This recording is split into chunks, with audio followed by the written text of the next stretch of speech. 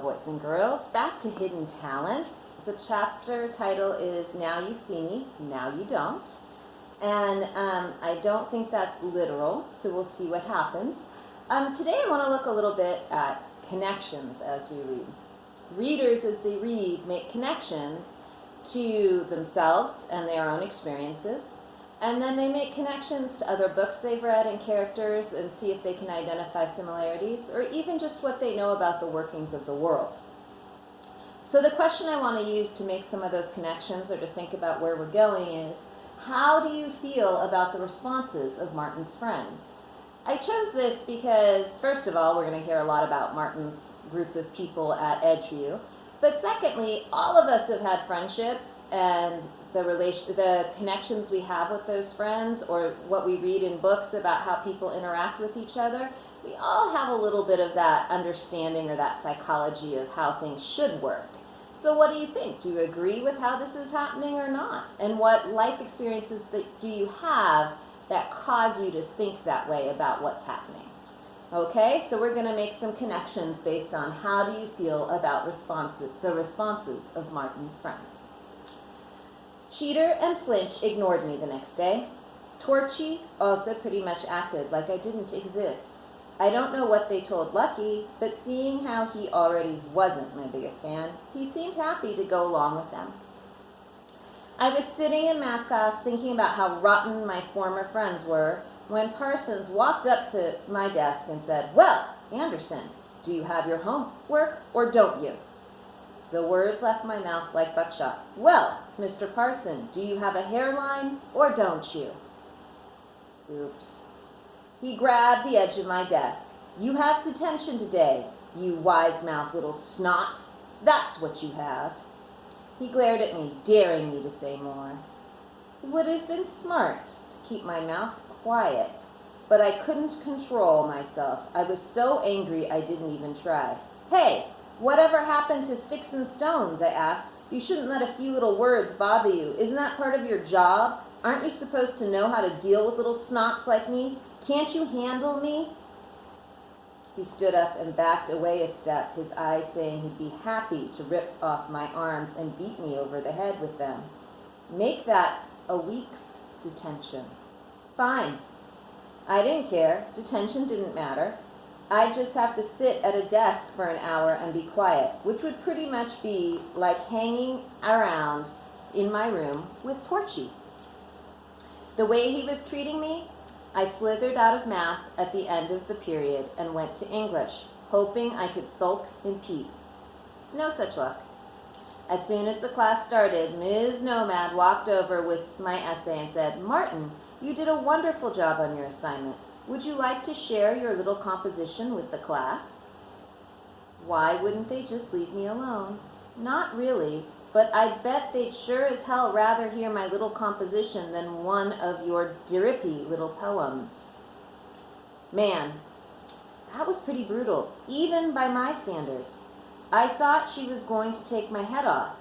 Of course, she'd do it with a smile, but she'd whirled away from me and stormed to the front of the room. She didn't even give me a detention. Then, Mr. Acropolis slammed me against a wall in gym class. I don't remember what I'd said to him. Apparently, he'd found our conversation displeasing. The back of my head bounced off the wall and everything got kind of blurry for a moment. My head was still ringing when I went to the locker room. I think Bloodbath hit me too, but I'm really not sure. By then, I just wanted to find a hole where I could bury myself.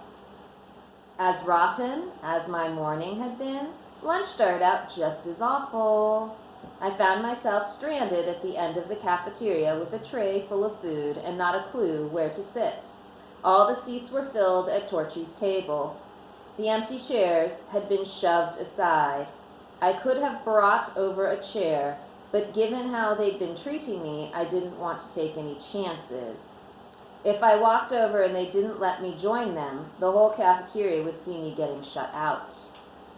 I scanned the cafeteria, hoping to spot a friendly face.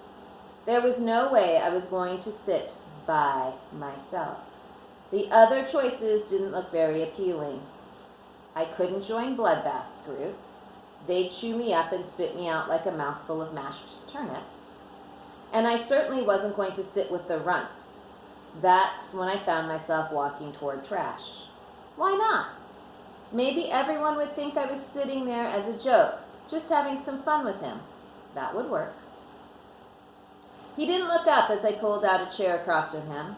I wondered whether I should say something, but all that ran through my mouth was pointless chatter. Is this seat taken? Talk about a stupid question. He'd been surrounded by empty chairs from the start. Mind if I join you? Too risky if he said no. I'd look like a real moron. Break anything interesting lately? Right. So I just sat down. Trash's eyes flickered toward me, but he stayed hunched over his food. Hi, I said, feeling awkward. There was still the possibility he'd ask me to leave. Hi. That's all he said to me. No welcome, no suggestion that I get lost, just a hi. Sadly, it was the nicest conversation I'd had so far that day. I didn't bother trying to talk anymore. I ate my lunch, struggling to get the food past my throat that wanted to close tighter with each swallow.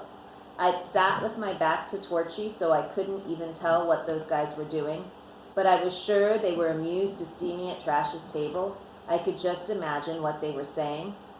As I was finishing my lunch, I was startled by my thoughts, by a clatter of metal against linoleum.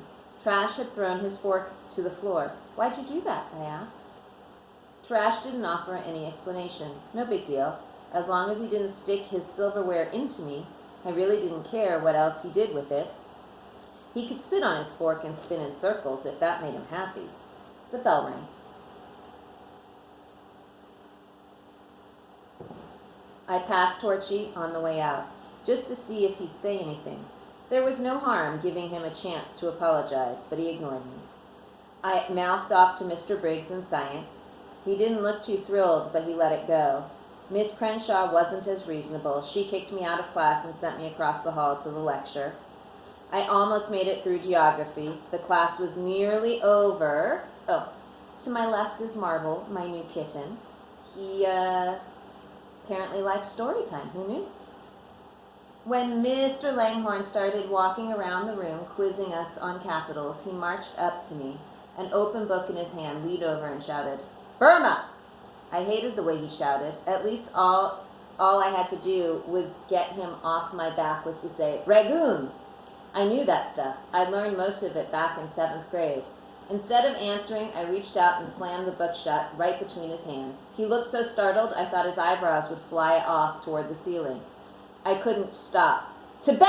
I shouted. Go ahead, tell us. Can you name capitals without that book in your of yours? Come on, what's the capital of Tasmania? Too hard? How about Argentina? Mr. Langhorne threw the book down. You arrogant little beast, he said, pointing a shaking finger at me. You'll be severely punished for this. He stomped back to his desk and wrote something on a piece of paper. Take this to the office, he ordered, shoving the slip at one of the runts. I heard a couple of kids chuckling. Langhorne did look pretty funny. I glanced over at Torchy. He started to smile. Then I guess he remembered he wasn't talking to me because he turned away. Sheeter looked away too, but not before mumbling, Lasha, to show everyone he knew the capital of Tibet. After class, I reported to the detention room. It wasn't crowded. From what I'd seen, a kid had to just about commit murder to win detention. Most of the students were so out of control already that the teachers just put up with them. I hadn't been there for more than 5 minutes when Principal Davies showed up. Come along, Martin, he said. We have a special program for you. He smiled at me. It was one of the scariest expressions I'd ever seen. Memo from Principal Davis to all teaching staff. Subject, corporal punishment. Please note the following revisions to the punishment policy. Physical punishment is allowed when deemed necessary, but must be administered under the following guidelines. Strikes must be made only with an open hand. Do not hit easily breakable areas such as the nose. Paddles are permitted. Do not use any other hard objects. We are investigating various methods, all of which have been approved